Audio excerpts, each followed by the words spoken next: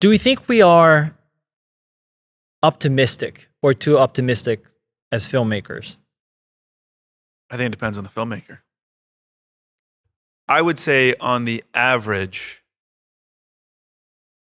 filmmakers, like most creatives, can be positive. But there's that like point in the career where you get really jaded.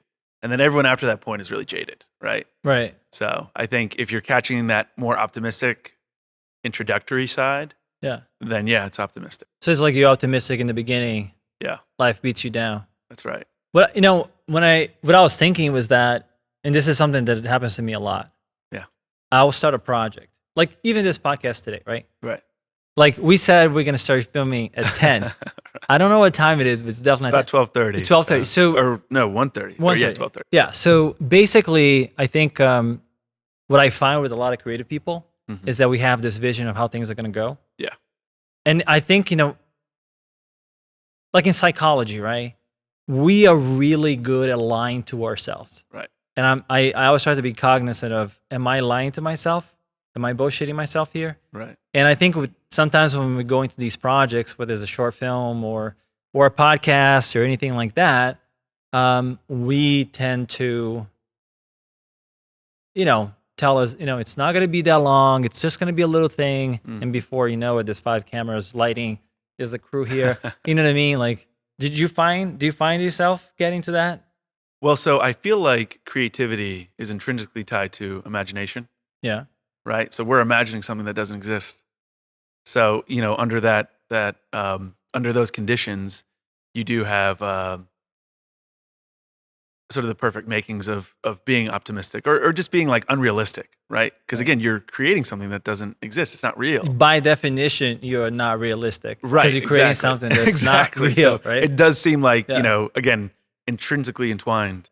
Yeah, I find that a lot of times, because I started documentary films that I didn't finish. And I don't know how you feel about it sometimes, but it's almost painful to look at the footage for whatever reason it may be.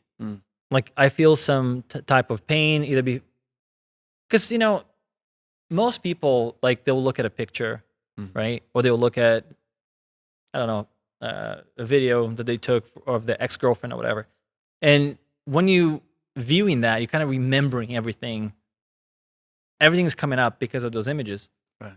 And when you have to edit something that you worked on 2 or 3 years ago, I don't know if you're the same way, but like I start reliving this shit from 2 or 3 years ago. And it's almost painful to, to look at that. Do you find that you ever, or it's just I feel like you're further along than I am because I don't take too many creative risks. Yeah. Unfortunately. Maybe it's smarter. That's what it is. No, I mean, I think it maybe there's validity in my approach, but I feel like it's more of just that procrastinating bug of overthinking it, of just being like, oh, well, conditions aren't perfect, so I don't even bother. And I think I out of my peers, out of a lot of the people that I work with, they tend to be sort of surprised that I've not done my sort of independent narrative project yet.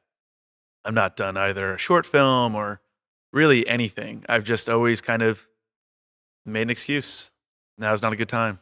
So, well, I think like one of the reasons why I want to talk to you. Yeah.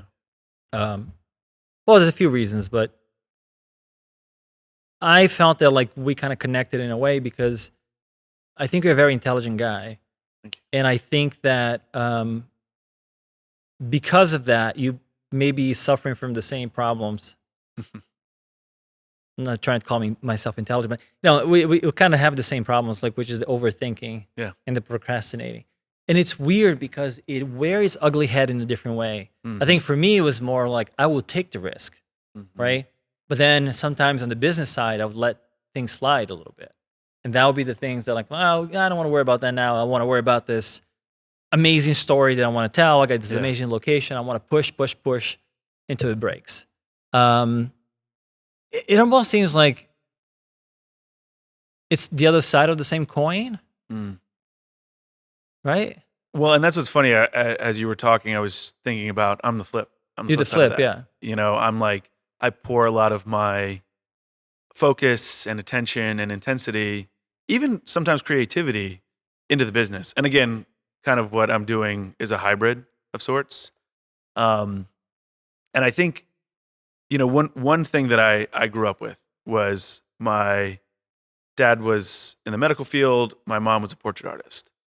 And I learned kind of very quickly, like if we depended on my mom, we would starve, right? She Right. was like the quintessential starving artist sort of mindset. I mean, again, being a portrait artist, she would spend an entire year on a single painting that would be like $1,000. And it's like, that's obviously not sustainable, right? And she's also being a mom. So, it's that I didn't want to be too hard on her, but it definitely left a really solid impression of like, okay, if I'm going to do this, I have to do it differently. I cannot be precious like that. Because again, I saw that very particular, extremely precious approach to art, and so when I got into my career doing commercials and more corporate video type content, I was very determined not to take that approach. And I think because of it, I found a really good sweet spot where I'm very comfortable. Like, I refer to myself as more of a midwife, creatively speaking. I'm just here to give birth to the creative's baby, right? This is the copywriter or the art director or the creative director's baby. I'm just there to give birth to it. And I found like a good balance there, but it can be kind of a cop out sometimes where I'm like, I'm not taking creative risks because I have that to fall back on, especially in the commercial environment. You have so many layers of that because it's not just the creative director, it's also the client's baby too. It's their brand. It's, the brand that they've established and their vision for the brand. So it's like you've got all these other partners in the mix. I guess if anything, it'd be like the mother and father. And I'm, again, just there to help deliver it. So in that sense, I definitely have realized that it's an easy space to make excuses, to not take creative risks and not do my own projects and not really, make my movie, make my films, make my anything. Cause it's like, it's no risk. Yeah. Because the technology is no longer the barrier, really. Right. I mean, Yeah. like the barrier is time. It's the, the money that you don't make when you are, and I found that too. Like I told you, I think when we talked a few times already. Yeah. Last summer, on my other channel, I did this really ambitious video that we were not able to finish because of technical issues that I was not. Well, put it this way, I haven't been able to overcome them yet. Yeah. But the footage is there. I'll eventually use it. But you don't understand the scope. I think that's the thing. I think with a lot of people that want to make a film or a short, or even a podcast, like we said, it's hard to fully get the scope of how much of your life this thing is going to take. Yeah. I definitely put myself in harm's way for it. But it's weird because when you're doing it, like when you're creating, like when I'm in a movie set and I'm directing or whatever, like time flies by. I have no concept of time. Right. I feel like I am where I'm supposed to be, and the rest of the world just shuts off. And there's no feeling like it. And in a way, it's like, I don't know if that's a good thing or a positive or a bad thing. I think that's why we need producers. Maybe. Yeah. I fight with the producers all the time too. Yeah. Because that's the thing. I think it's like, it's hard. It's hard because like the more passionate you are, the more risk you take. Right. And you have to have like the other person by your side, whether it's the director or whatever, kind of gets it. Yeah. Well, and I think that's what it is. I mean, filmmaking, I think, is, I mean, I don't want to be dramatic here, but it seems like the ultimate art form because there's not many art forms, that are on that scale, especially financially, right? That level of commitment where so much is at stake each time you do it. And simultaneously relies on so many moving pieces, right? It is like an orchestra. So it's not that, there's not other art forms that require lots of people, but, the financial stakes of that are never higher typically. right. So in that sense, it's amazing, but you really need to have all those pieces working in concert or else, it does fall apart, right? If you're too much into the director's vision and they're uncompromising and they're being a diva, that can alienate the crew, the DP, all these people that are supposed to be there to support them. And then sometimes, more typically, it's like you have the creative side and you have the producer side, right? The money side, the studio side. And I think in that sense, in Hollywood, to me, that tends to be more of the problem, is the studio side. I think typically if you've gotten to the point nowadays where you are at the helm of a major motion picture, you know how to be a productive artist, right? You know how to be efficient. You know how to be not too precious about your craft. One would hope, but we're seeing examples that's not always That's the true. case. That's true. But I do think, like, you look at the big ones, right? You look at Denis Villeneuve and Christopher Nolan, and Christopher Nolan tends to shoot ahead of schedule, which is, to me, that definitely left an impression on me when I was first starting my career of like, oh, wow, it can be done. Because you hear those horror stories of like directors getting lost in their craft and on these films and being out, away from their families, and they come back to a divorce letter and, all these things. And again, that left an impression of, oh, you can do it. You just got to be really focused. And I think, to me, the best filmmakers are good at doing both. They're good at being focused, not being too precious, but having their very clear vision and being really good at communicating that. And I think that is sort of the sweet spot is, if you can be that kind of artist. I do feel like there are a lot of artists that are like that, though, that are not given the chance to shine because of the other side, right? Like it's unbalanced right now. Studio model, producers, EPs, showrunners, they have too much power, in my opinion. And I feel like it's making the overall craft suffer, where you're not allowing, again, really inspired, really capable creatives bring their vision to life. Filmmaking is an interesting business because it's, in order to be successful, I think, like for a film to be successful, and what I mean by successful is, does the movie take you in a roller coaster ride? Right. Does it actually take you in an adventure? Is it making you think as you're watching it? I think that's a successful movie, right? In order for you to do that, you almost have to go completely against all the principles of business. Right. Because usually what happens is like, there's demand for something, right? And then I'm going to make a gizmo that's going to fulfill the demand that the people have.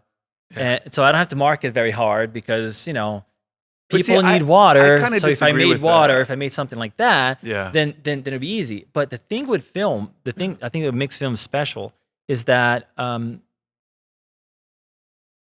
people don't know what they want. They want to go on a ride, right? But they don't know what kind of ride they're going to go on, right? So I think that's where there's a disconnect. I feel like that's easy to be the default perspective, but I feel like, again, great filmmakers are great filmmakers. And I think that, there is this sort of essential thing of like, hey, these handful of people, once you've reached a certain point, they know what the people want, right?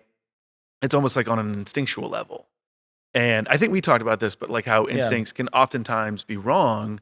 Or maybe, was it you who was telling me that? We talked about some stuff before. We talked more before than we talked in the podcast. It's like the podcast could have been like recorded like 3 or 4 times. Yes, I know. But I what I heard was that basically people's instincts, I remember who told me this, that basically a lot of times people's instincts can be wrong unless they are an expert in something.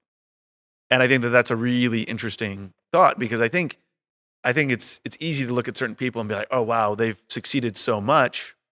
Obviously they know something, they're wise. And it's like, there's such a distinction. And I think if anything, what we're missing, especially in the film industry, but overall in society, is wisdom.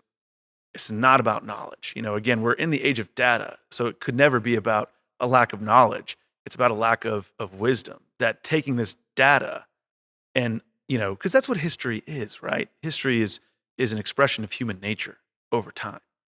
And I think it's just so easy for, people to look at, to look at anything and just say, oh, well, this is the first time we're doing this. And it's like, oh, well, we have all this data that says, and it's like, these principles don't change.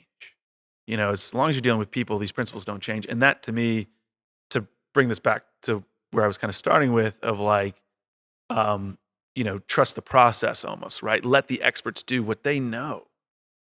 because it does feel like, I don't know, it's like you have these financial, uh, highly financial successful companies like consultancies and things like that.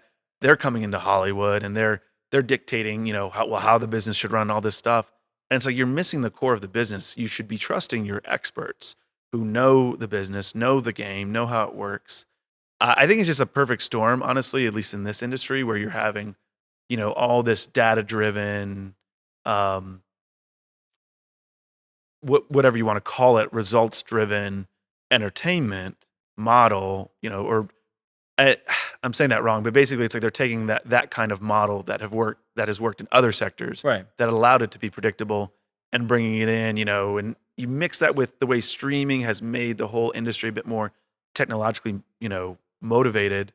It's just a perfect storm of like you're getting all the information, but it's like not seeing the forest for the trees. Yeah. Well, the other day, just yesterday or the day before, I was shooting something for my company, right? For the other channel, the channel of the company. And I talked a little bit about that. Something, in order for you to get views, something doesn't necessarily have to be good, right? It can be horrible. So it's like it's like a train wreck. It's a horrible thing that everybody stops to see. Right. And it gets more impressions, and gets longer viewership. So I think what happens, and the guy from one of the guys from Netflix was talking about this. He's saying, Schindler's List is a better movie than Happy Gilmore, but people watch Happy Gilmore more often. Right. I never watched Schindler's List, and I'm afraid to watch it because it's so intense. So it's one of those movies that I know is great, but I certainly have avoided it for that reason. But eventually one day, when I'm really happy one day, I'm going to watch Schindler's List to depress me down a little bit. Right. But it goes to that point. It's like if you're looking at data alone, you'd be like, oh, let's make Happy Gilmore 3 or 4 or 5 or whatever, because that's what people watch. And I think that's what's happening with that, with those companies. What I would say is that is a bit short-sighted in my point of view, because if they focus on telling a proper story, you know what I mean? Then I think they make more money. But and that's the thing. I totally agree with that. And I feel like the formula doesn't need to be reinvented. And I don't know. I do feel like you get to this certain level of creatives, and especially like the Hollywood writer mindset. They're so into like, I don't know. It's like the way acting can be so esoterical, right? It's like, oh, is it method? Is it, all? It's like, guys, like I especially in entertainment, it kind of does have to sit at a surface level. And I'm not saying, or maybe surface level is the wrong way of putting it, but it's straightforward in the sense of make something that has a really good emotional core, and you can kind of get away with murder. If you have a great story, that's fantastic. But it's got to be that good balance of both, right? It's got to be something that I feel like I'm almost talking out of the two sides of my mouth, but it seems so basic to the people that understand it, of like, this is what a film needs to be. yeah. But for some reason it's like, again, the wrong people are in charge, I think, to a certain degree. And it's not even that they're the wrong people. They're really capable business people, but they're not good at creatively interpreting what the people want. And again, like that's why it's like you do need to have a trusted source of people that are like, hey, they've tapped into something. Let's, what do you want to make? What kind of films do you want to make? And just find that balance of like, okay, that's maybe a little too deep or like a little too dark, or, and I think to your point though about Schindler's List versus Happy Gilmore, I mean, again, entertainment can vary widely as to what you want. You couldn't go any more opposite in those two movies. I mean, it's like, but I think that there's merits for both. You just have to like financially gauge, okay, this is the likely viewership from this endeavor, this is the likely viewership from this endeavor. And I think, again, that is to me where, I don't know, I think Hollywood with the way technology has been infused into the model has just really thrown them off balance, again, to where like the really significant people in the equation are just not the the true decision makers. It's like, again, I'm not even faulting the top guys, right? At a lot of these platforms, a lot of these studios. It's just that, there's just enough going on. It's that sort of, you can't make a movie by committee. And that's ultimately where the model has gone because of technology. And it does kind of fall back on a trusted group of directors that you're like, hey, these people have been financially successful. They seem to be able to tap into the zeitgeist pretty easily. They're, on budget filmmakers. They're not, crazy divas that are going $100 billion over budget, and I think that that's what you got to do. And I think there is almost this like moment in Hollywood and entertainment that's like, that sort of recoils at the thought of just give the people what they want. I think it's almost like not even just entertainment, advertising, marketing, all of it. It's like, just give the people what they want. I think there's some politics there that's part of the driving force behind that. But, I think kind of a perfect example is the American Eagle thing, to poke that bear. But have you seen that? No. All the controversy around the American Eagle. No. Sydney Sweeney. Oh, good yeah. genes. Okay. Now I know what you're talking about. That's Yeah. a perfect example of like, yeah, you pissed off a lot of people, but the jeans are sold out. So obviously that's a good example of you gave the people what they wanted.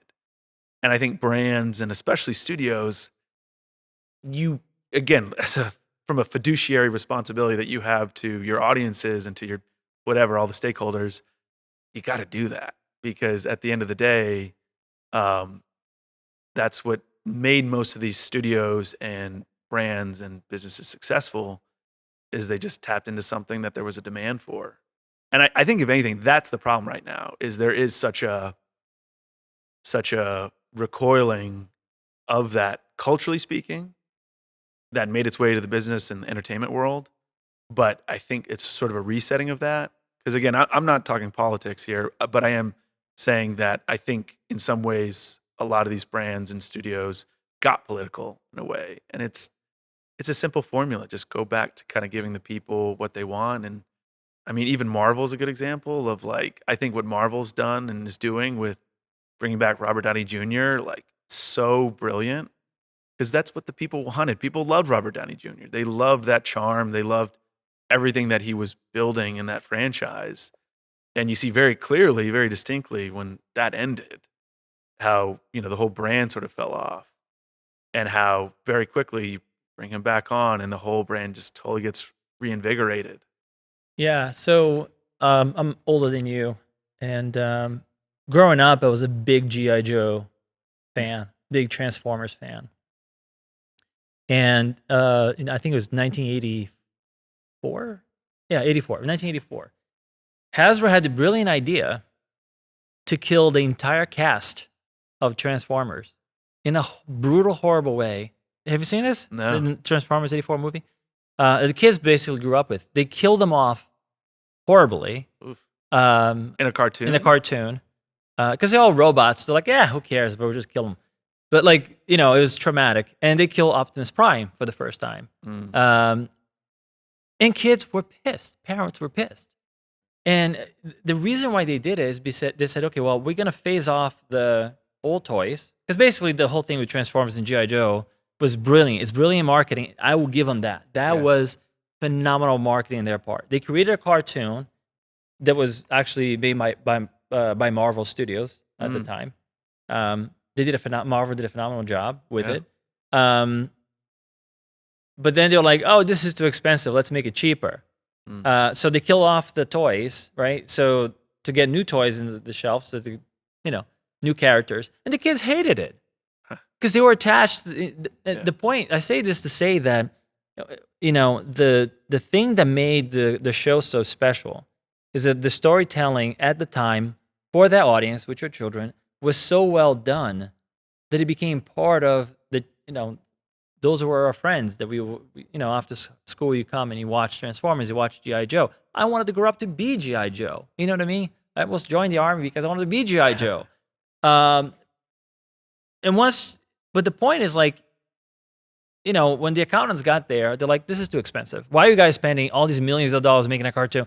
Hire somebody, make it cheaper. And they did, and it sucked. Kill off the toys.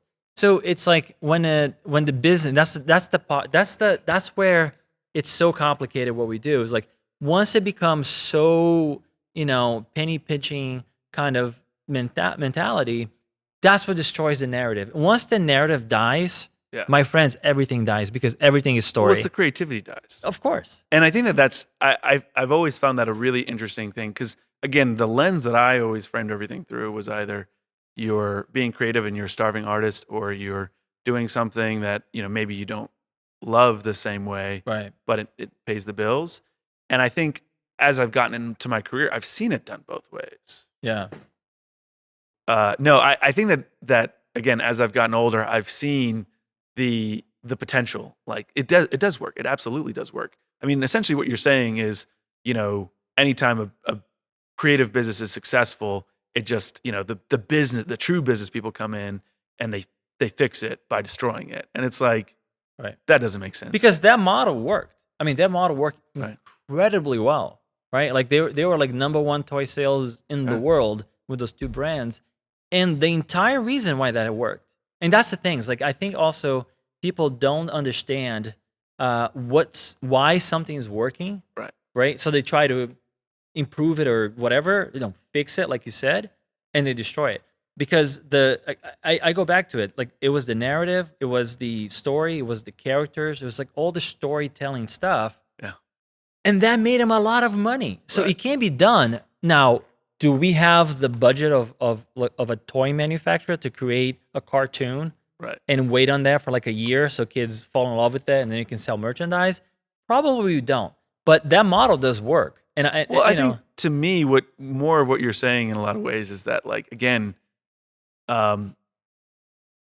having a business that's run off of creativity first and sort of commerce second, right, is totally doable. I mean, that's literally the basis of Hollywood, right? But I feel like, again, unfortunately, due to data, due to tech, and a lot of these other things, you can reframe the data to basically say, oh no, we need to strip this down. No, this actually isn't as profitable as it should be, which leads me to the next thing, which is that private equity asset stripping mindset. That's all that is.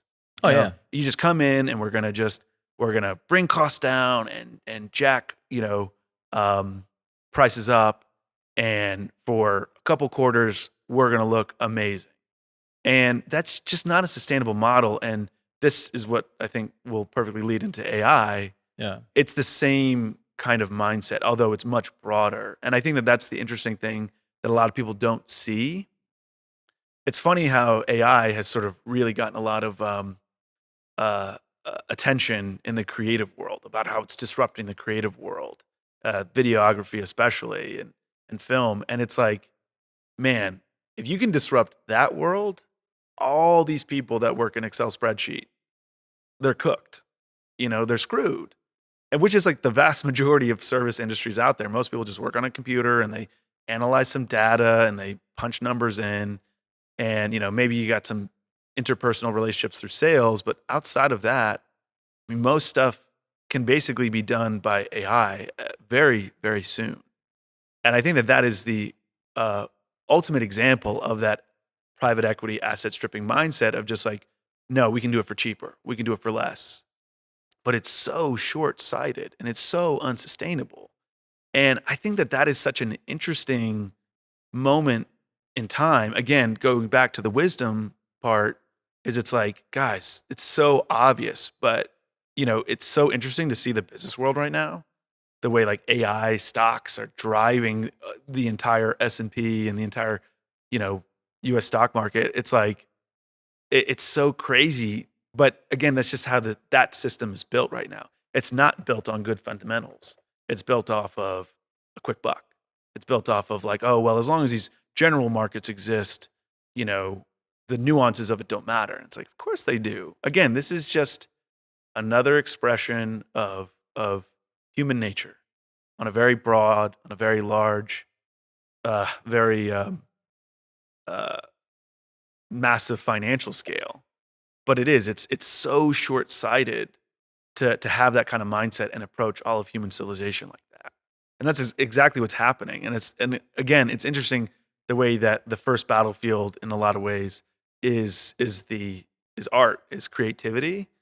But I think in some ways, I don't know. It's like maybe there's the conspiracy theory in me, but like it feels like that's almost meant to send a message of like, well, we can do this, we can do everything else. Because in the stream of difficulty, like yeah, creativity sits at the end, in my opinion.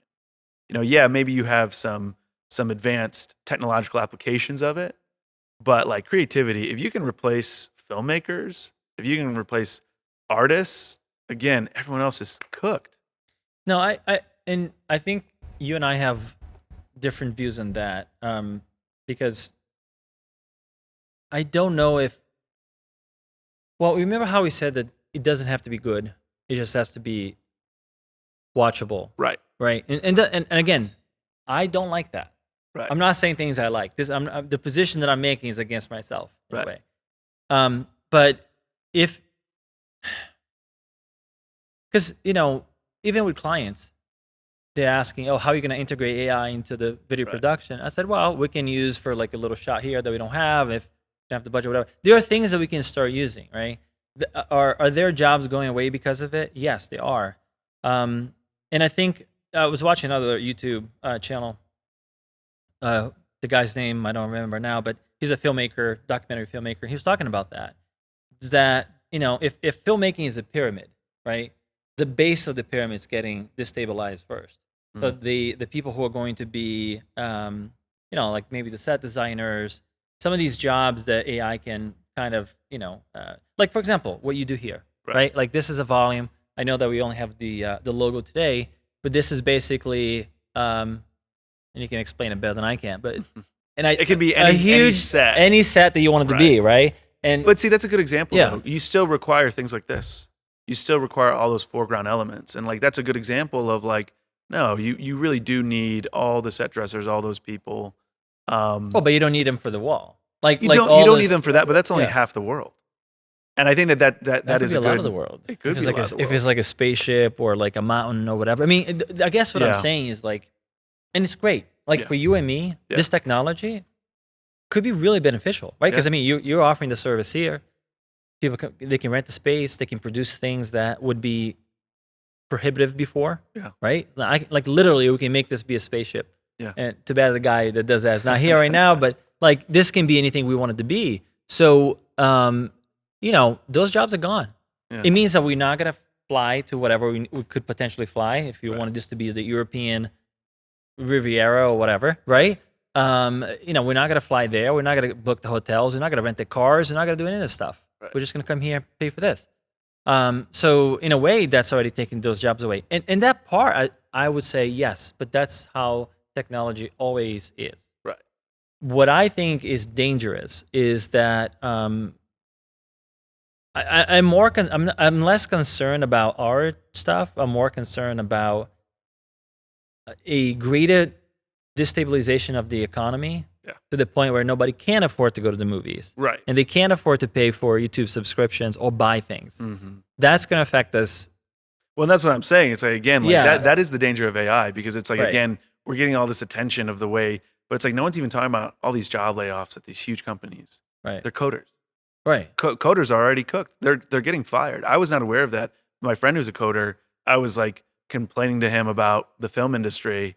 And he's like, dude, you have no idea. I've been dealing with this for like a year or two. Like, we are just getting laid off in these rounds where they like, it's not advanced enough. So they bring them back. And then, but each time it's a little less and a little less. Mm-hmm. And, that is exactly what's going to happen for all these other industries. Again, like, I think when the dust settles, again, the creative world will be fine because by its nature, it's something that has not exactly been done before.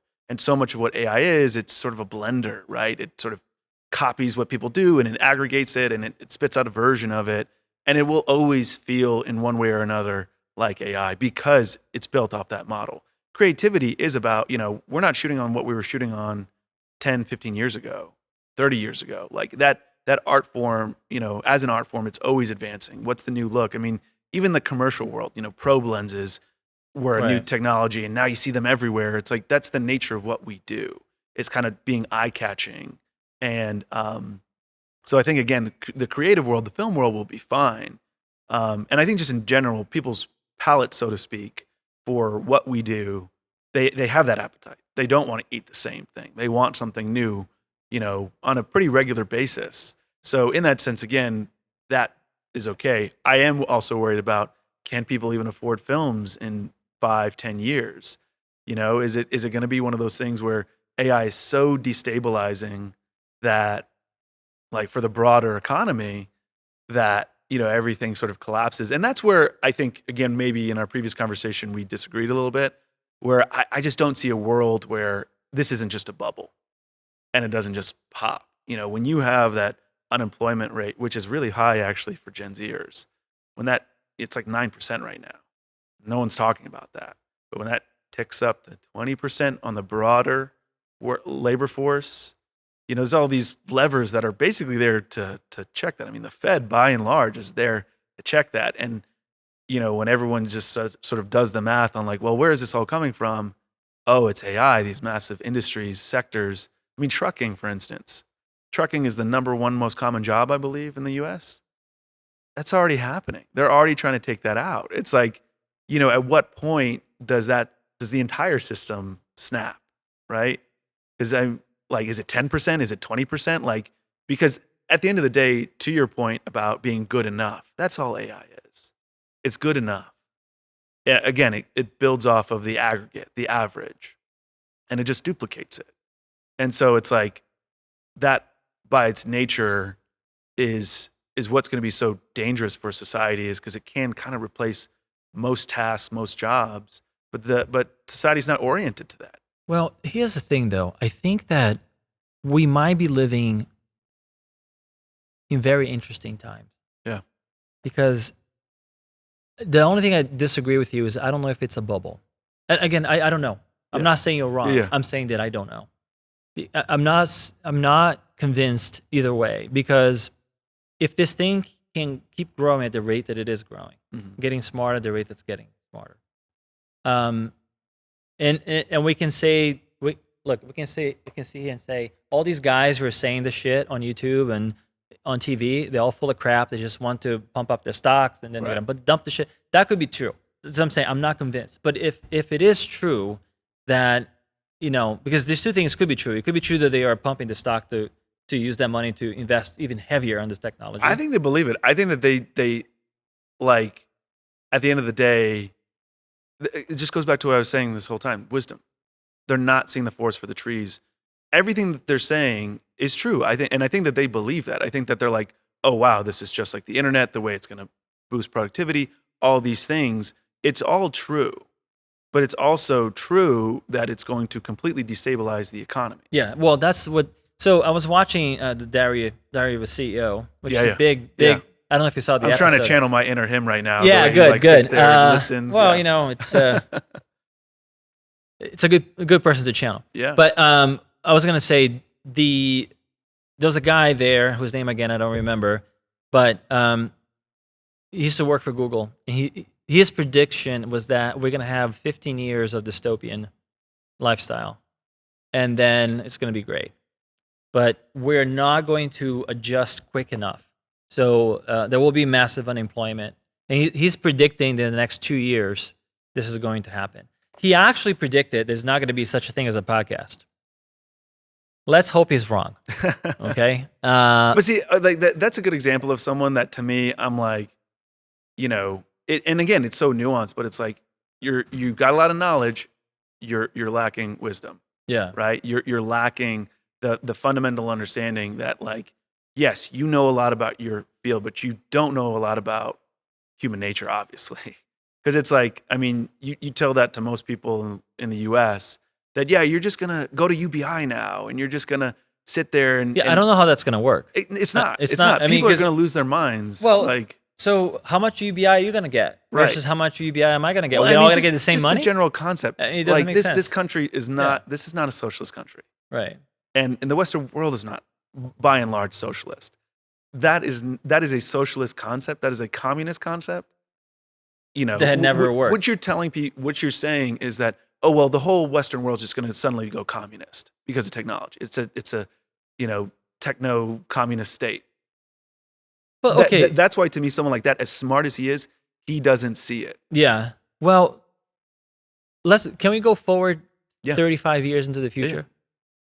I will say, I don't know. I don't know. That's what I'm saying. I don't Like, know so at the that thing is, point. like, if we're thinking like this technology today, or like 5 years from now, or 10 years from now, that's still a very small window of time. Yeah. When it comes to human history or Right. life in general, right? 10 years goes by really fast. 30 years from now, like, this genie is not going back in the bottle. Right. Like, 30 years from now, it's so impossible for me to predict.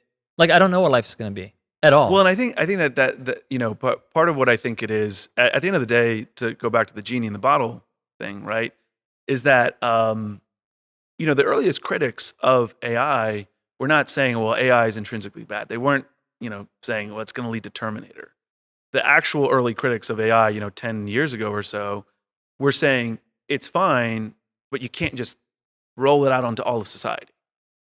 You put it in certain sectors that can really be rocket fuel for that sector. Advanced science and medicine, things like that. Like, so in that sense, I think AI under that model is great, and I think that that's what will be here. But this general consensus, like the way it has rolled out, I mean, one of the earliest critics of OpenAI was that like, hey, you can't just dump this Push on this society. into the world, yeah. And that's exactly what happened.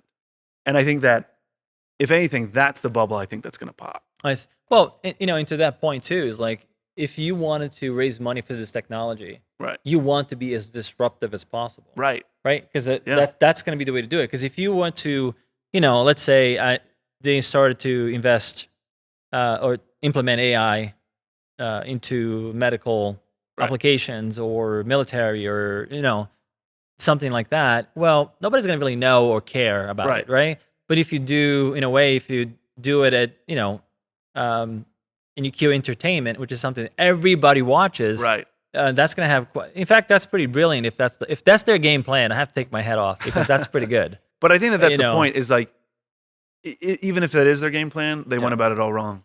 It's all happening way too fast. If we were 10 But years... isn't there that goal, though? Isn't that the whole goal, is to make it go so fast that it breaks, so everybody's like, oh, you know what? Let's invest into this thing that's breaking everything else. I mean, but what you're having there is class warfare. And class warfare has been the fundamental war that has always been underlying in society, right? Yeah. And, I'm sure there are definitely seeming extremely rich people that do seem to have some kind of long-term, maybe dark agenda. Again, just as an objective observation. Let's put the tinfoil hat on. Yeah, I mean, like, again, it does seem that. I don't know. I'm not a big consumer of conspiracy theories, but it does seem like there's a pattern of behavior and a mindset, and even some of the things they're saying are just kind of like a little wacky. That's a little dark perspective on human civilization. But I think that ultimately, again, if that is their strategy, it's going all wrong, because it's all happening way too fast, right? It's all happening to where, this is going to be a huge issue for the workforce. I do agree with that Google guy. Mm-hmm. This is going to be in the next couple of years. You are going to suddenly have like these random sectors that just, you have 5%, 10% laid off. I mean, and I don't think there's any world, in my opinion, where that doesn't just very quickly spiral out of control. Where it's like, oh, well, because again, it's greed. Like that, when you combine the stock market plus this technology, it's a recipe for very quick disaster, which I think is actually a consolation.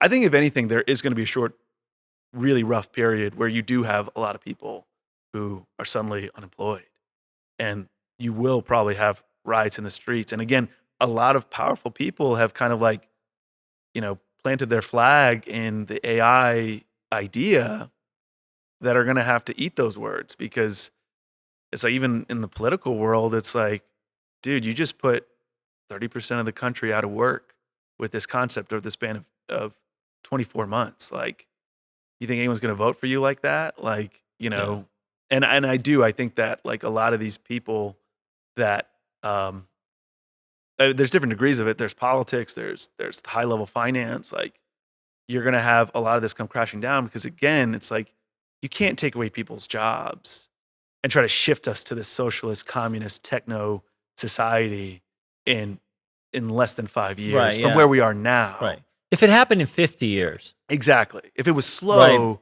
this could happen. You Right. could chip away at culture. You could chip away at political values and all these things to where like people are very open to that idea. But everything just seems to have like, crashed down in terms of cost of living crisis. That's like leading to like this need for higher productivity. All this stuff that's just like, guys, like it's not the real world. And I think I kind of have a strong feeling towards the stock market, back to what I was alluding to before, but it's not the real world. It's not operating in the real world. It's sort of this self-fulfilling prophecy, this ecosystem that's sort of an echo chamber. And you're seeing it happen. You're seeing like the real world, and you're seeing the stock market and how it's becoming more and more concentrated, less and less people really being in it. Like, again, they say more people are in it, but like, token amount compared to like a handful of people that are primarily in it, right? And they're just creating all these things where they're like, oh, well, the market's going to pop, or the Fed's, you know what I mean? And it's all these things that are like, guys, like this is not where the rest of the world is. And that gap is becoming so disparagingly huge that, again, like AI kind of being a big part of what's driving that right now, in my opinion, it's going to kind of create this massive, like almost taking like a beach ball, right? Pushing it underwater, the further you push, it's going to pop up super, super hard. And I think, again, a lot of that cultural, technological bubble is going to pop. Not completely, I don't. And I really do think that AI is an incredible tool set and perfect for, space-related endeavors. I mean, there's all kinds of stuff. Well, medicine would benefit. Medicine, it would be amazing huge. if they could solve problems, in that way. But it's just like, if you're going to replace every accountant in the country, in the world, Yeah. every bookkeeper, it's like, again, what are people going to do? Well, I don't know. Well, that's the thing. It's like I don't know, because the thing that I get concerned about is like I don't trust the government necessarily to make the right decisions. Not because of any whatever political biases, but mostly because I've seen the government being inefficient in so many different things. Right? Anything that has to do with the government takes longer. It's more expensive. And it seems like they really don't understand the concept of, you see these congressional hearings, and, they're asking the guy from Facebook stupid questions. Like they don't even understand what the technology is or what it's doing at all. Right. Right. They don't understand what the algorithm is and how it's, hijacking people's minds and all that kind of stuff. And these are the people leading the country. So it's like, how are they going to know about AI? Like they're so far behind. So I don't trust that the government is going to jump in, So I think, like again, I'm not being necessarily pro government. I know. And altruistic in the sense of like, oh, it's gonna like they're gonna take care of us. It's more of like at that point when the system snaps, it hits the fan. It's gonna be undeniable, and they're just gonna have to react. To wrap this up, I know that this place is new. Yeah. And we didn't get to talk about it very much. So maybe we'll do this again. Yeah, we'll do this again. But if people want to hire you or you want to work with your company, how would they go about doing that? Talk to the executive producer who's kicking us out now. How does that? So we're Rise Studios. Yeah. The Radar, or I'm sorry, the R is not for that. That was something that we just put in. But yeah, so we're Rise Studios. This is our space here in West Midtown Atlanta, and we do commercials, we do branded content, we do social media content, pretty much content of any kind. And now we have this amazing partnership with Form Studios that does LED wall volumes with robotics and pretty much any kind of project that you might have, commercial project or even film promos or something like that. That's what we specialize in. Awesome. Well, listen, thank you for allowing us to do this here. Yeah. I hope you realize how special you are. This is the first time that I've done this actually looking at the person that I'm talking to. Because Oh, really? it always has been a teleprompter or, via interesting. Skype or, Riverside. So this has been great. This has been great. Anyways, we're going to go now because otherwise we're going to get killed. And we'll see everybody next time. Bye. Bye. All right, Cool. we're out. Great. Okay. I'm Bruce. It's nice to meet you. umbrella of narcissism. And that's a very overused word in today's world.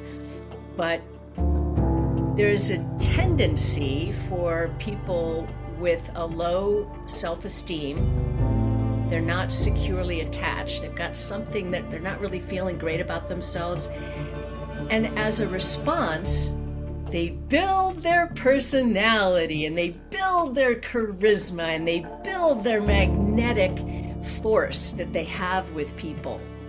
It's very powerful talent.